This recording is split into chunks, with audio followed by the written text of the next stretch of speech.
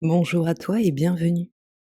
Dans ces podcasts, tu trouveras des explications sur le fonctionnement de ton corps, de ton cerveau et bien souvent sur l'interaction entre les deux, ainsi que des applications concrètes pour t'aider à reprendre le pouvoir sur ta vie et à faire de ton existence une aventure épanouissante et pourquoi pas, de répandre dans ce monde qui en a bien besoin ton énergie, ta nature, ce que tu es, car tu es remarquable, tu es une héroïne du quotidien.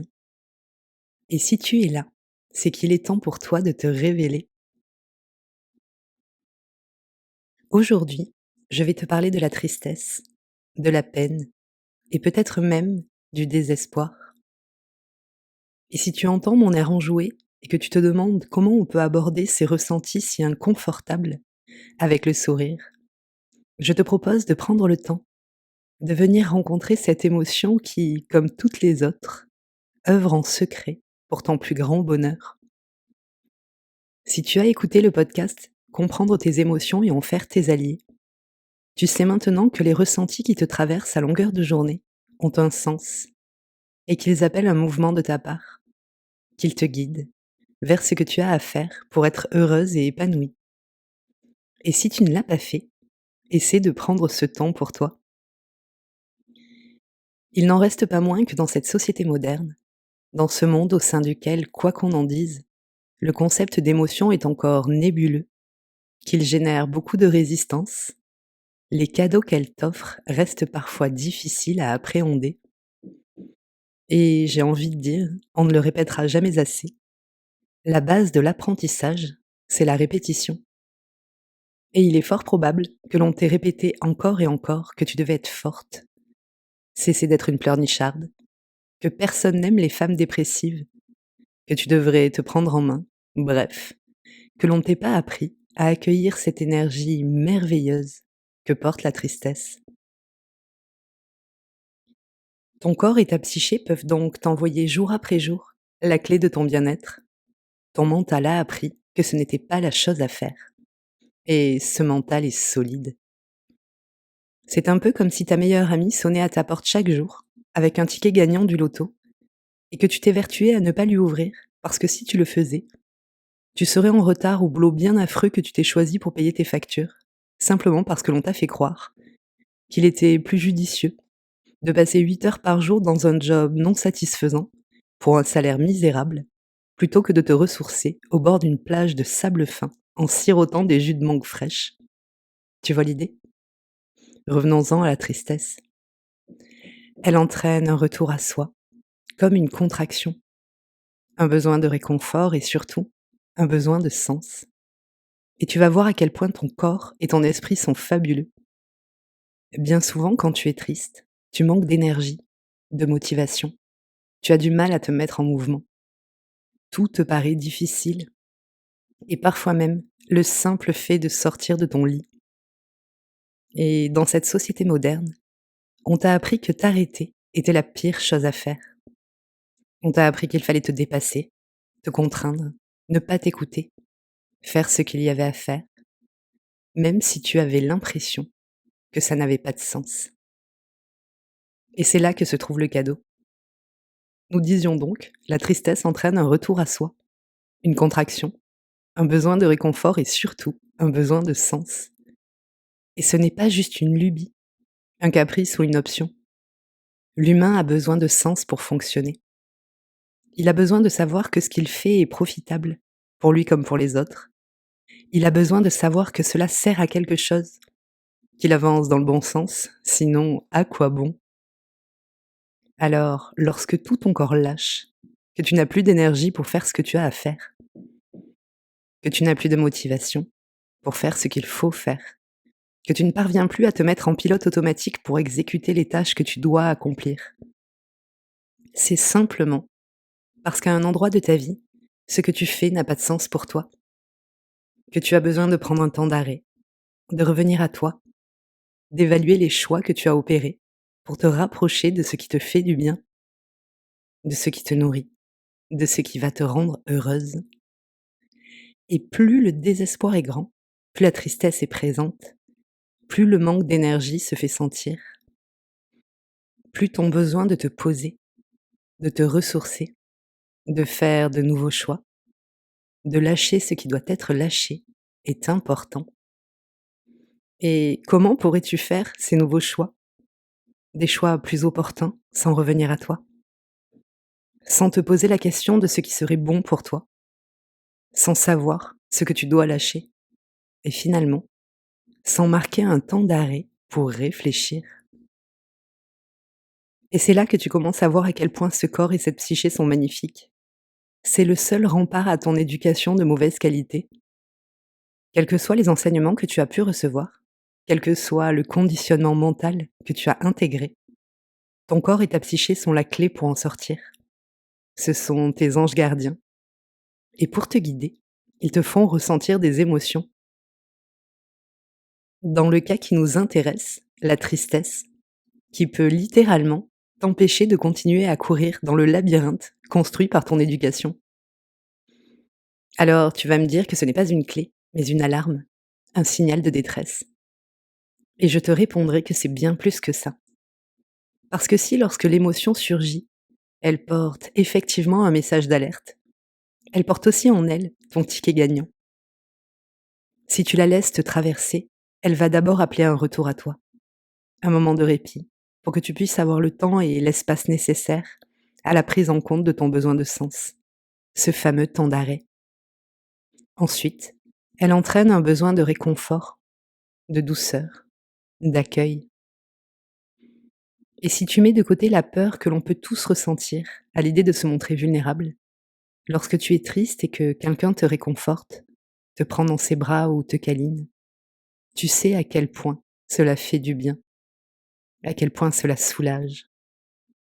Et c'est précisément ce que la tristesse t'aide à faire, à te réconforter, à te mettre au centre de ta propre attention, à te faire du bien, à t'apporter de l'accueil, de la douceur, du temps, à oser t'écouter, oser t'avouer ce que tu souhaites, ce dont tu rêves, en fait, au plus profond de toi, indépendamment de ce que ton boss, tes amis, ton compagnon, tes enfants ou même la société attend de toi.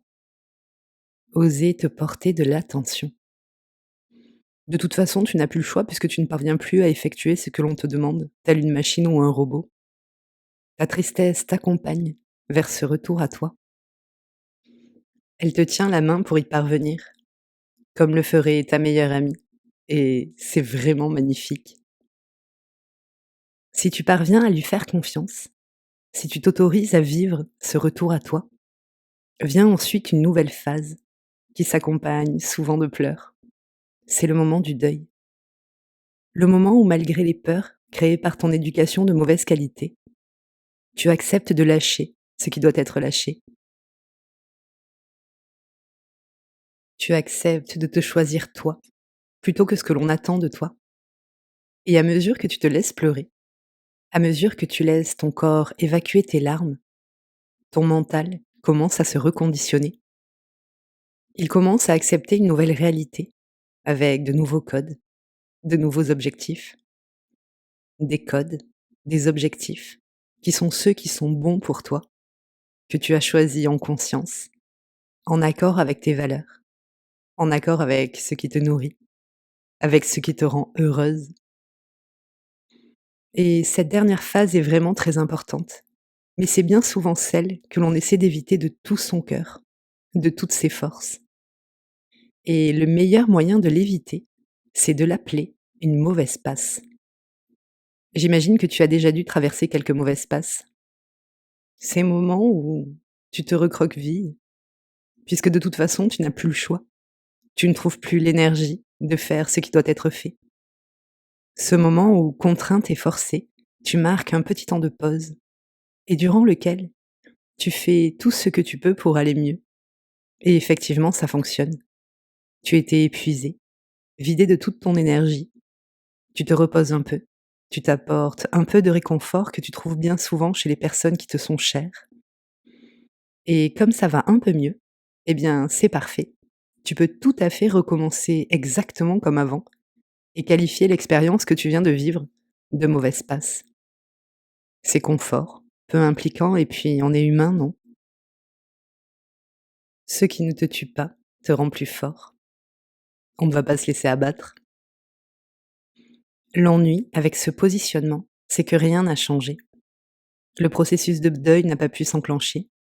Les réajustements n'ont pas pu s'opérer.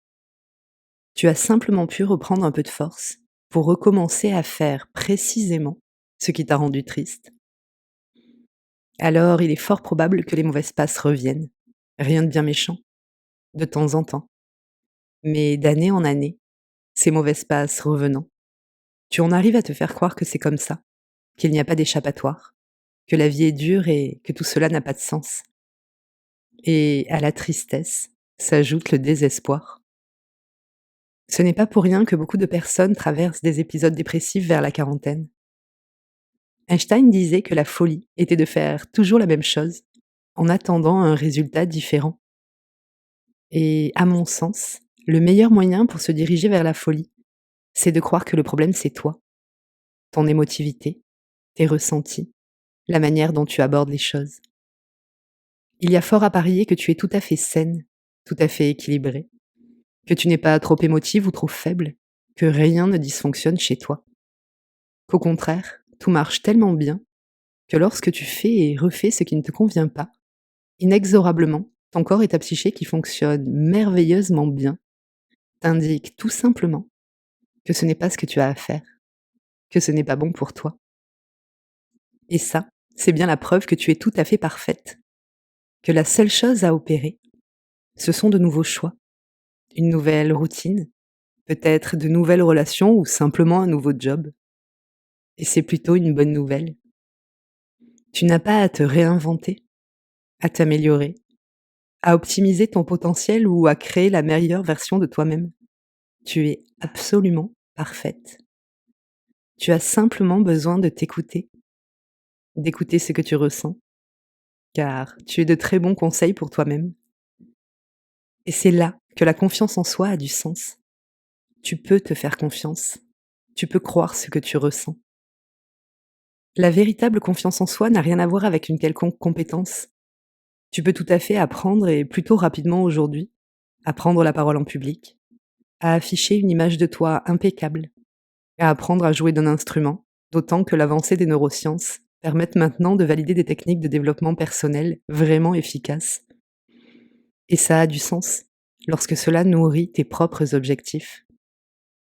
Mais pour que cela nourrisse tes objectifs, les tiens, pas ceux de ton père, de ta mère, de ton compagnon, de tes enfants ou de la société tout entière, pour que cela nourrisse tes objectifs, il est nécessaire de te croire, d'oser prendre ce que tu ressens pour vrai, d'oser te faire confiance. Et si tu la laisses faire, ta tristesse va t'aider à trouver cette confiance. Elle va t'aider à faire ses choix. Elle te permet de lâcher prise, car choisir, c'est renoncer. Et tu as tout à fait le droit de renoncer à ce qui te fait souffrir. Bien sûr, il est possible que cela te fasse peur, et c'est bien normal. Mais là encore, fais-toi confiance. La peur, elle aussi, a des enseignements absolument merveilleux à t'apporter, tout comme la tristesse. Elle porte en elle tout ce dont tu as besoin pour prendre soin de toi. Dans cette société moderne, on te fait croire que l'humain est mauvais, qu'il est malveillant, qu'il doit s'améliorer, se contraindre, évoluer. Pourtant, je suis certaine que si tu prends un instant pour sonder le fond de ton cœur, tu n'y trouveras rien de tout cela.